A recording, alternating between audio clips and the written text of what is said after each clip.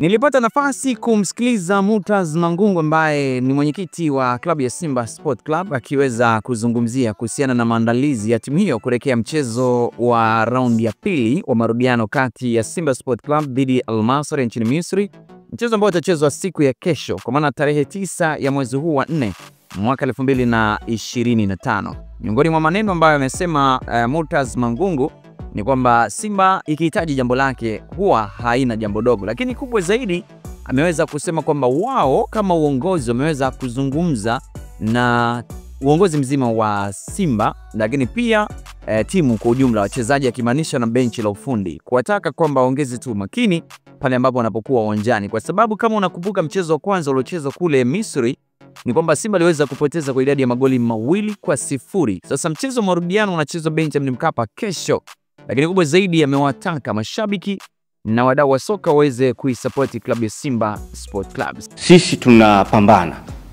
Tumesema hii ni robo finali ya 8 almost. Tunashiriki na tumeshashiriki finali.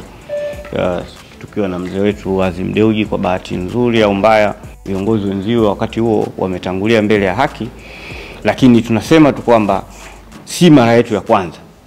Tumeshiriki nusu finali miaka ya 70, tumeshiriki finali miaka ya 90, lakini tunaamini kwa uwezo wa Mungu safari tutashinda tena kuelekea huko, na hatupo kwa ajili ya kushindana au kubishana na yoyote.